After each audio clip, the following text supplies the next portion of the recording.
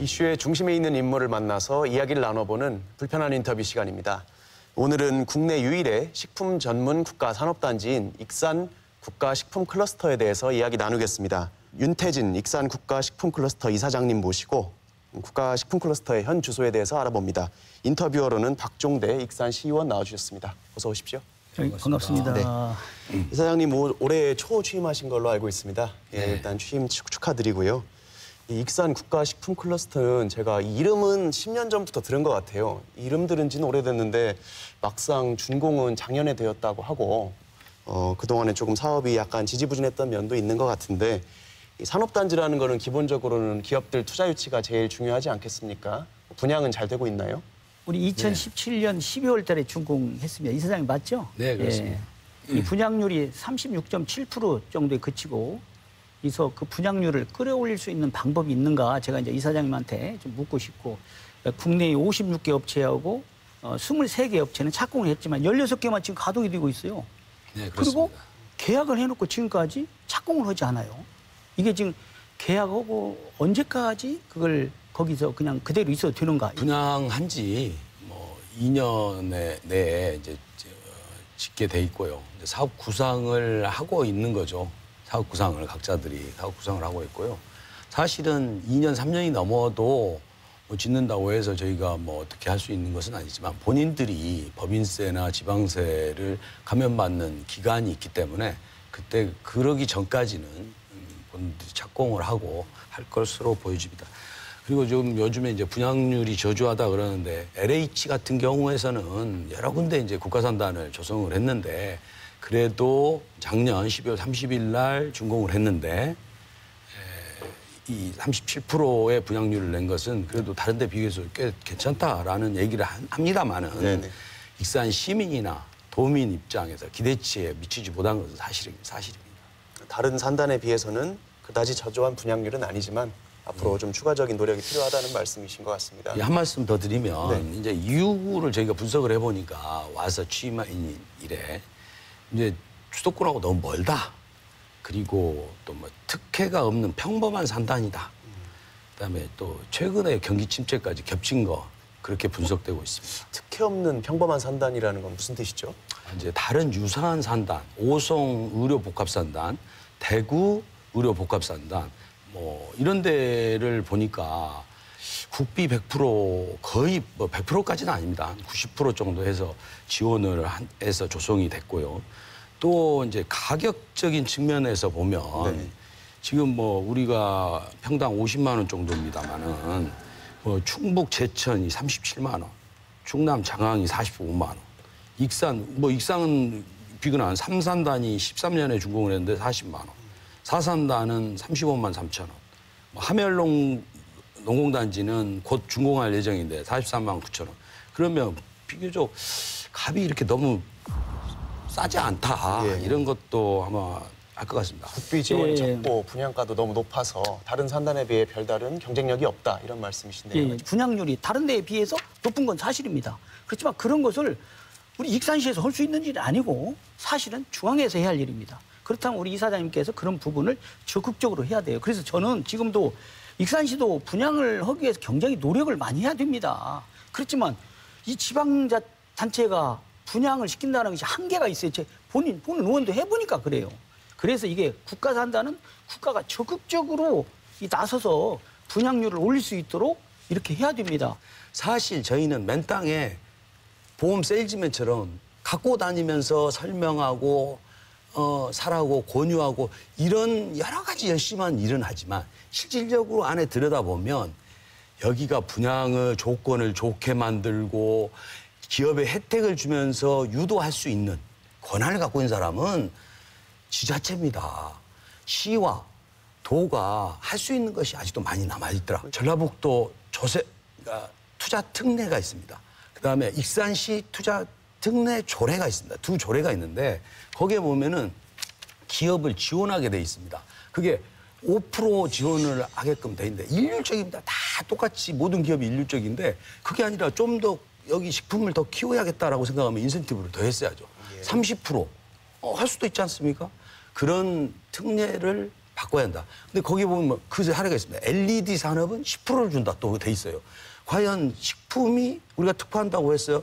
LED보다 열이냐?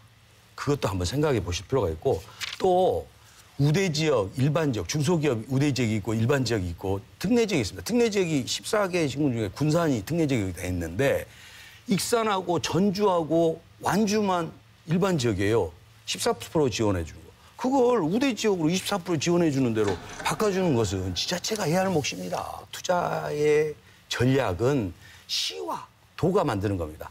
제가 물클러스터에 방문하니까 분양을 어떻게 하십니까? 그러니까 시가 책임을 지고 하고 있습니다. 대구시가 이렇게 얘기하더라고요. 광역시죠. 예. 시가 하고 있다고 하듯이 좀 더 전략이나 권한이 없는 저희한테 맡길 게 아니라 다 같이 했으면 좋겠다. 세계적 식품 도시, 하나뿐인 세계적 식품 도시를 만들겠다라고 국가는 그동안에 거듭거듭 약속을 해놓고 지금 1단계 46만 평만 지금 해놓고 2단계 이렇게 하지 않으면 이게 희소 가치가 없어요. 당초에는 이게 이제 처음에 160만 평이었거든요. 근데 70만 평으로 줄어든 이유가 노무현 정부에서 이게 선정이 됐습니다. 사업이 착수가 됐는데 바로 그 다음 해에 MB정부 2008년에 넘어가면서 10년 동안 지지부진한 사업으로 됐던 걸로 보여집니다. 예. 근데 2009년에 예비 타당성 조사를 하는데 0.25, 그러니까 25점을 맞고 사업 불가, 폐기 판정을 받았습니다. 그래서 이제 전북도 익산시가 또 열심히 노력을 해서 그걸 살려낸 거죠. 그 조건이 두 가지였습니다. 160만 평에서 70만 평으로 줄여라. 오케이, 받겠습니다. 예. 그다음에 국비를 다 줄 수 없으니 50% 국비를 주고 50%는 지자체가 관심 있게 가져라. 울며 겨자 먹기로 이게 사업을 시행한 겁니다. 예. 사실 예비 타당성 조사에서 50%라는 것을 못 박아가지고 지정되는 사례가 참 드물거든요. 네. 그래서 그런 걸로 추정되고 그러다 보니 그 추가로 국비 100%를 추진하는 것도 참 어려움이 많았을 거다. 지자체 입장에서는 예. 이렇게 보여집니다. 그러나 이 지방자치법이 2014년도 1월 달에 법이 바뀌었어요. 뭐냐면 지방자치법 제122조를 보면 국가가 설립, 조성, 관리하는 시설 또는 단지 등을 지원하기 위하여 설치된 기관의 신설, 확장, 이전, 운영과 관련된 비용을 지자체에다가 분담시켜서는 안 된다고 분명히 명시가 되어 있습니다. 그런데 2014년도에 법이 바뀌었으면 2015년 이후에는 지방비 50%를 줄여줘야죠. 그런데 계속해서 2018년 올해까지도 50%를 분담을 했단 말이에요. 그야 물론 뭐 이사장님이 하는 일은 아니겠지만 저는 이사장님이 어쨌든 그 책임자이기 때문에 저로서는 다른 데에 비해서 너무 분담을 우리가 높지 않느냐 그런 것 때문에 제가 말씀을 드리는 겁니다. 예, 맞습니다. 그래서 이제 그게 문제점을 제가 취임 금년 1월에 취임을 했는데 그게 문제점이라고 발견을 해가지고 제가 제일 먼저 국비 100%라는 캐치프레이즈를 갖고 이곳저곳을 뛰어다녔죠. 첫 번째 근거를 아까 그 지방자치법 개정된 것을 근거로 삼았고요. 네. 두 번째는 오송 의료복합산단이나 대구 의료산단, 물클러스터 이런 데 100% 지원, 준 100% 지원한 그런 기업 산단과 비교해서 이건 열의에 있다. 그래서 해달라 해서 일단은 정부안이 준 100% 그렇게 바뀌어서 예. 저 국회에 제출돼 있는 중이고 심의 과정에 국회 심의 과정이 있습니다. 또 하나는 지금 현재 우리 식품 클러스터가 처음에 그 식품 클러스터를 만들 때는요. 사실은 그 연구소라든지 대기업 식품 기업을 유치해가지고 이게 세계적 식품 도시로 가겠다. 이렇게 그 취지를 갖고 있었어요. 예. 그런데 지금 보면은 중소기업들만 입주해 있어요. 거의 그렇습니다. 대기업이 입주하지 않다 보니까 여러 가지 어려움이 많잖아요. 이제 최근에 뭐 하여튼 그 독일 연구소도 유치해서 그런 소식은 참 고맙고 감사한데 이런 부분에 대해서 왜 이렇게 큰 연구소라든지 식품기업 오지 않고 적은 데만 이렇게 하는지 앞으로 그 이사장님이 그런 부분에 대해서는 어떻게 생각하고 계시는지 좀 궁금해요. 제가 이제 영업도 뛰면서 네. 뭐 대기업 또 몇 번 방문하고 해봤습니다.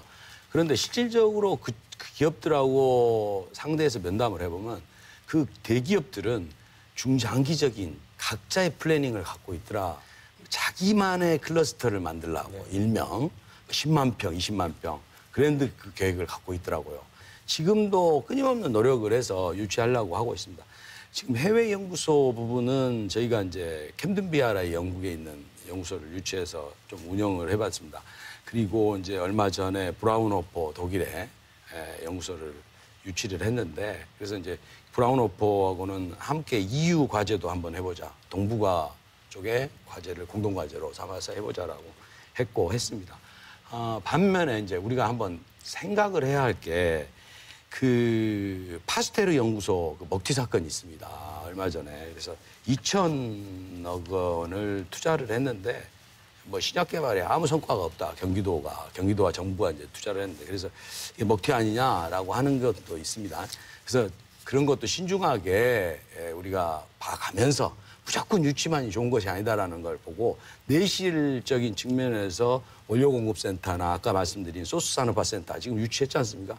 그다음에 제가 하고 싶은 게 기능성 식품 제형센터, 이 하이테크 부분도 HMR 센터, 이런 것도 우리 내부적인 내실도 기회 주는 것도 굉장히 중요하다. 아니, 기관도 큰 기관도 중요하지만 사실은 세계적인 연구소라든지 세계적인 식품 이런 것을 좀 유치를 해야 이게 이 하나뿐이 우리 국가 식품 클러스터 아닙니까? 네네. 이게 어느 정도 이게 갈 수가 있죠. 지금 현재에서 간다면 어느 조그마한 식품회사에 불과하다. 네. 그래서 아쉬움이 많은 거예요. 그래서 이런 부분을 좀 앞으로 좀 신경을 더 이사장님께 써주시고.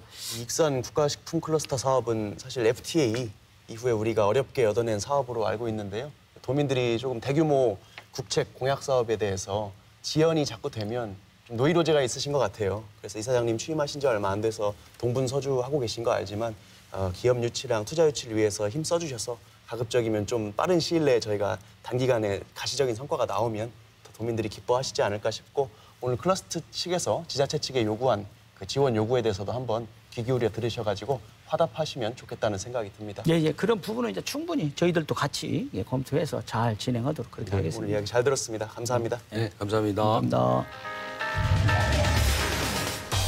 새만금 국제공항 사업이 또다시 위기를 맞고 있습니다. 이해찬 더불어민주당 대표의 발언에 이어 최근에 있었던 이낙연 국무총리의 부정적인 발언에서도 문재인 정부와 전라북도 사이의 인식의 간극은 확연히 드러났습니다. 다음 달에는 민주당 최고위원회가 전북에서 예정돼 있는데요. 그 자리에서 전북 행정과 정치권이 자신의 역량을 모두 동원하여 논란의 종지부를 찍어주기 바랍니다. 지금까지 이슈 옥타곤이었습니다. 감사합니다.